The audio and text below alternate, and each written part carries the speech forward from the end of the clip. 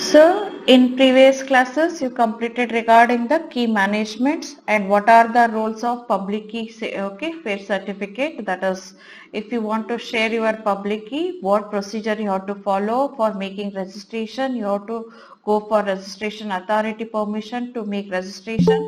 After registration you have to go for, that is what we call certificate creation, that is the certificate authority. So that authority will verify and based on that you will get the certificate. So all these things that is covered in your fourth model. Now you may have the question where we require this cryptography. Okay, why it is necessary and where it is required. At present you already know that what is cryptography, what are the different techniques comes under in cryptography, and how to manage the keys and how to provide the security with the help of the protocols, designing protocols, and while designing what are the procedure you have to follow. Okay, all those things you already learned. Now let's see regarding the applications of this cryptography. So in cryptography, applications are maybe cryptography on the internet, you require cryptography for wireless local area networks, also you require cryptography for mobile telecommunications, cryptography for secure payment card transaction, cryptography for video broadcasting.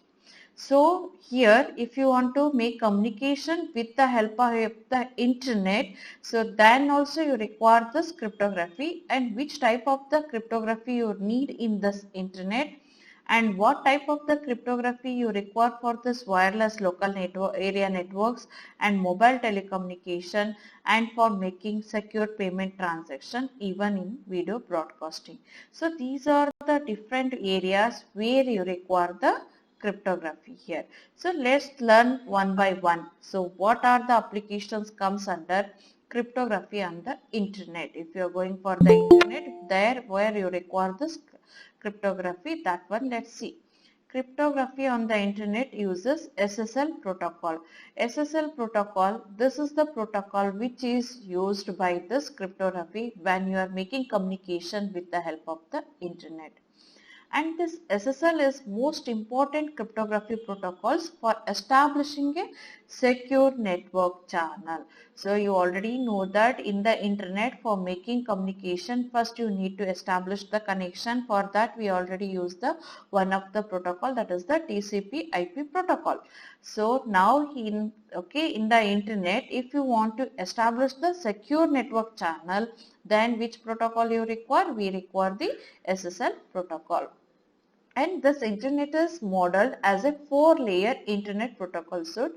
SSL operates at the which layer? That is the transport layer of the internet protocol secure suite. Secure channels can also be established at the higher application layer using the secure shell protocol, and at the lower internet layer using the internet protocol security suite here.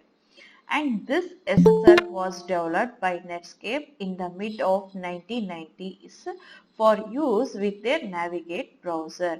It is subsequently became the responsibility of the Internet Engineering Task Force here. So in the internet, so you already know that in OS, okay, in network you are having the, okay, for making communication you can go for the wireless LAN, MAN and internet also. So in the internet for establishing the connection, you know one of the protocol, that is the TCP IP protocol. So now if you want to establish a secure network channel, security if it is comes, then you require the cryptography, and this cryptography will provide the security, okay, that secure network channel with the help of this SSL protocol here. So what type of the security is required? Okay, SSL protocol, okay, SSL protocol security requirements are what? First is the confidentiality. Confidentiality thing is what it is. You have to assure that what are the message you will receive, that message is sent by whom, from whom you are accepting. Okay. So for example, Alice will send the message to Bob here. You have to ensure Bob will know that as this is the message what it is sent by the Alice. For that we require the proof. That proof only we call as a confidentiality. Data origin authentication. Data origin authentication means from whom you have received the message. No, that message you have received as it is, and this is the original message, whatever it is sent by the that particular party. Okay, that is what we call as a data origin authentication. Proof of the data, whichever it is sent by the sender here. Next is entity authentication. Entity authentication is the identification of the sender here. Okay. So for identification, you may use the user ID, password, okay, or any type of the magnetic strip cards like this. Okay. These are the three security requirements this is required in SSL protocol. First is the confidentiality, to prove that this is the message whatever it is sent by the sender only. Data origin authentication, that is the original message. So that message is created or generated by the sender only.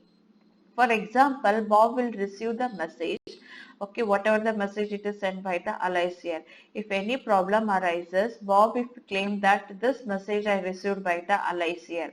Then allies can ignore that, no, I am not sent that message here. So then what is the proof that this is the message whatever it is sent by the allies only? How Bob will prove that this message I received by the allies? So that is, it is possible with the help of data origin authentication here.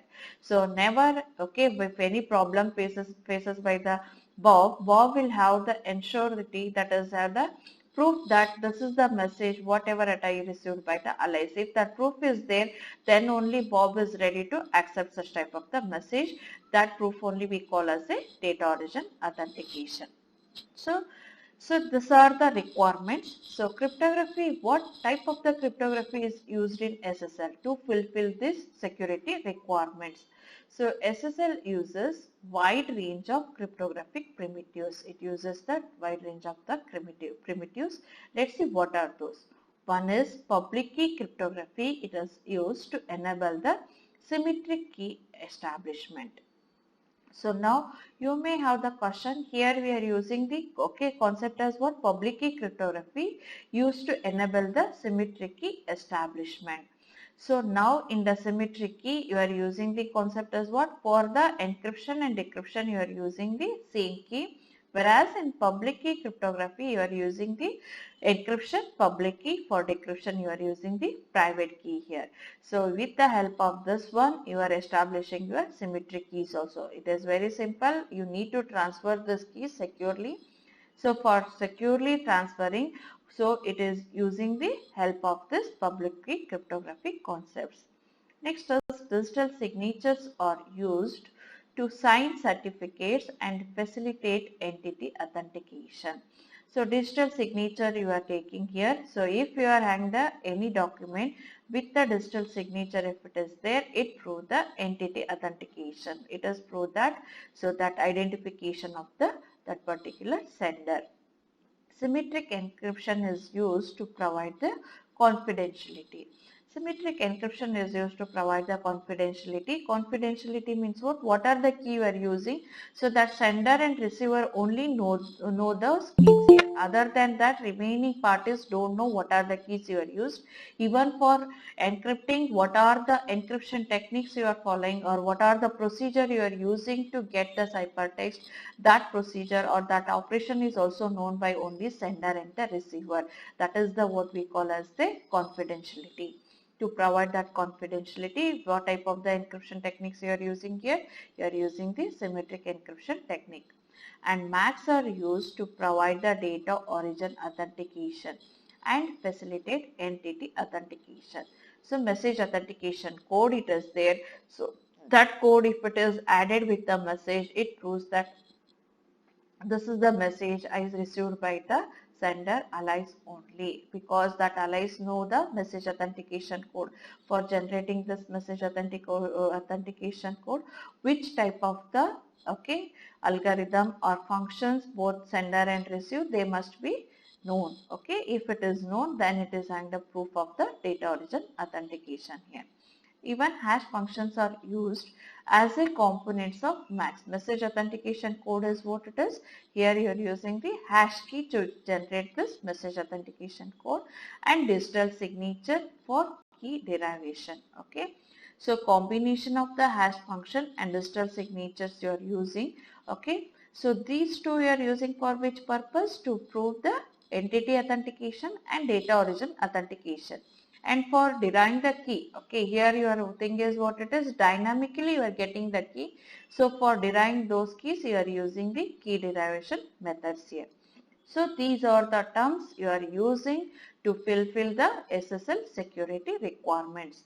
For confidentiality, which is the requirement you are using here, that is the encryption techniques.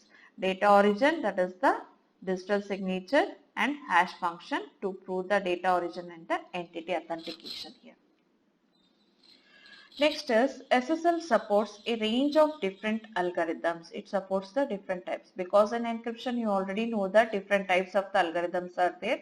All those algorithms, it is supported by your SSL protocol, which include many well-known block ciphers such as AES algorithm, normally it is CBS mode, HMAC implemented using a choice of well-known hash functions such as SHA-256, digital signature algorithms such as RSA and DSA algorithm. All these algorithms you already know that.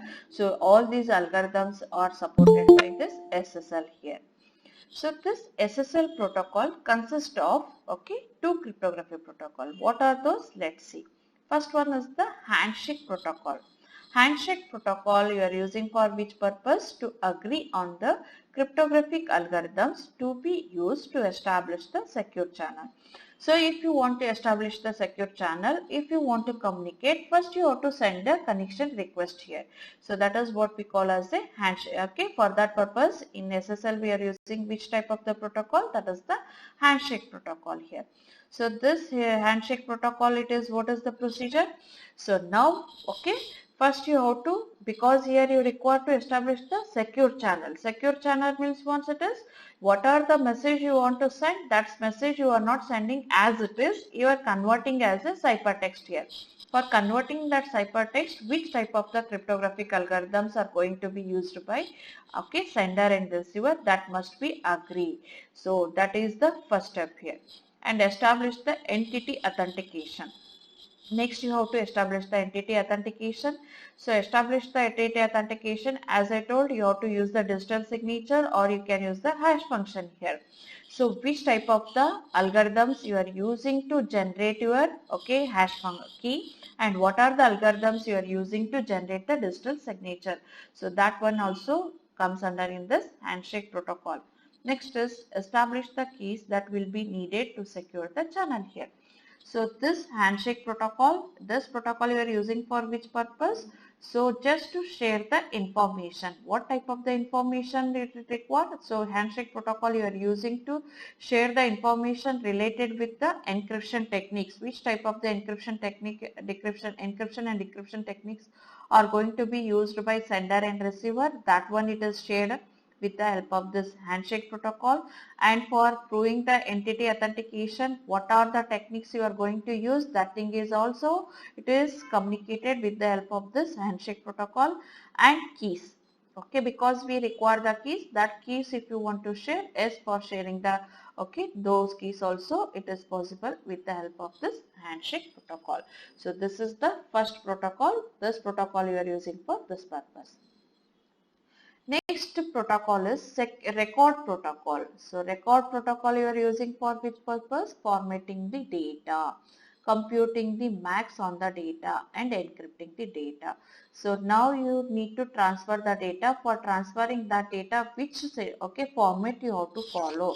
So that formatting it is comes under in this record protocol. As we already know that if you want to send the data, you are sending in the form of the packet. In the packet it contains the header information, that is the sender and receiver information, and also and also message. That packet contains what is the size of the or length of that packet, and through which router it has to transfer, path of that one, every information whatever you require, that we call as a formatting the data. Next, you need to compute the MAC on the data. So the for MAC is message authentication code. Either you can use, already it is okay known by both the parties. So which algorithm you are going to use, that may be hash function as a SHA-256 512. So using that one you have to generate, and after computing that one you are embedding with your data and encrypting the data. For encryption, which type of the algorithm you are going to use now. So with the help of that algorithm, you will encrypt your data. That encrypted data you are sending here. Okay. For sending the data, which type of the protocols you are going to use in SSL? That is the record protocol. Record protocol, it is concerned with the data, whereas handshake protocol, it is concerned with the sharing of the algorithms, which type of the algorithms you are going to use and what are the procedure you are going to use to generate the MACs, okay, message authentication codes, and which encryption techniques you are going to use. All that related informations you are sharing using the handshake protocol, and data itself you want to send out, for that you are using the record protocol here. So this is one of the message flow of, okay, using SSL handshake protocol. So handshake protocol, it is what it is, just to establish the connection here. So here client and server. Client want to, okay, communicate with the server. So using with the help of SSL handshake protocol to establish the secure network channel, you are using handshake protocol. Here client will send the request. So for that request, server will send the response. So once it is received by the client, client will send a pre-master secret transfer. So now here pre-master secret transfer, it is what it is. Here you are going to use the master keys or any type of the keys to transfer the things here. So this keys is nothing but pre-master secret transfer is nothing but it may be related with the keys, or it may be related with the, okay, functions, or it may be related with the, okay. So what are the encryption techniques you are using, that algorithm, cryptographic algorithms, that information may be there in here. Or for that in cryptographic algorithms, what are the keys are you are going to use, that information comes in this pre-master secret transfer. So after transferring that, client will finish and server is finished. So this is the SSL handshake protocol description here. So this description is to generate, okay, to transfer the information related with the techniques, okay. So here client request. So as we know that first step is what it is, client request. That client request, what it contains. Client sends some data. It includes session ID, which act as a unique identifier for the session. So during that particular session, you can make the communication. So for that you are using one ID. That ID we call as a session ID, and a pseudo-random number RC, which will be used for the provision of freshness. To prove the freshness, you are using the pseudo-random number here. A list of cipher suits that the client supports. Okay. So what are the cipher suits that client supports? Because thing is what it is. So if I am going to use the advanced algorithms or advanced techniques, that one it is maybe supported, that one is available in the client, but that one is not supported by the client here. So that's why this client will send what type of the cipher source this particular client will support. So these are the information it contains in client request. Then what are the response you will get from the, okay, server? That server response contains what? Let's see. The server responds by sending some initializing data that includes session ID, pseudo random generator RS. This is the random generator is generated by client RC, and RS is the pseudo random number, okay, that is generated by server, which is the server freshness contribution to the protocol, particular cipher suit that the server has decided to use here. So that is the configuration, which type of the configuration the server is ready to use, that information, and copy of the server's public key certificate including details of any certificate chain required to verify this certificate. Because thing is what it is, while making communication, this client want to send a message here. For sending that, the client has to use the encryption technique. For that we require the encryption key, that is your public key. So that public key to whom you want to send now? Server public key, client want. Okay. So that's why in the response server will send the public key certificate and okay. So that e-certificate verification key here. With the help of this verification key only client can access the public key from the public key certificate.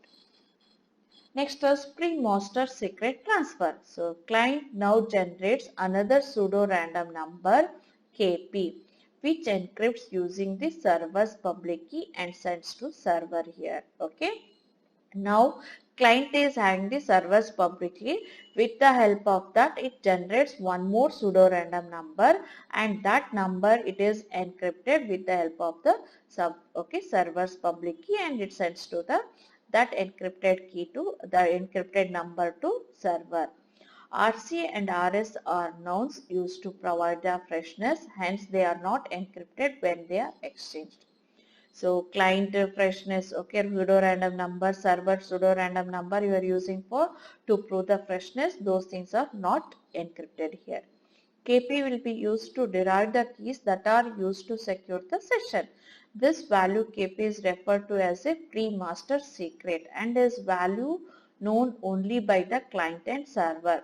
So with the help of this KP, you are deriving the key and that key you are using for further communication. So that's why this key you require as what it is. So as a securely you need to transfer, because if any third party access this one, then they can also easily guess what is the key you are derived with the help of this KP here. So this key only we referred as what it is, pre-master secret, and is a value is known only by whom? It is known by the client and server. That's why client will encrypted this KP with the help of server public key. When server will receive, server will decrypt this number, that KP, with the help of server's private key. So here pre-master secret key is what it is, that is the pseudo random number KP. Client finished. The client computes a MAC on the hash of all the message sent to this, and this MAC is then encrypted and sent to the server. So up to now, till now, what are the message it is received by the server? No, all that message, for that message client will compute MAC and it get the message authentication code as a hash, and that message it sends to the client, sent by the client to the server, and that massive, you are not sending that computed MAC also directly, you are encrypting that one, and after encrypting you are sending to the server. This encryption is done with the help of the server's public key. Server finished. Server will check the MAC received from the client. Server once again computes MAC on the hash of all the message whatever it is sent by client, and this MAC is then encrypted and sent to the client, and client will check the message authentication code received by the server here. So in a server finished, what are the messages it contains? So it check the message authentication code whatever it is received by the client, and it calculates its own MAC on all the messages that has been sent, and once again it encrypt that message and it send back to the server, client here. So these are the some of the message flow comes under SSL handshake protocol.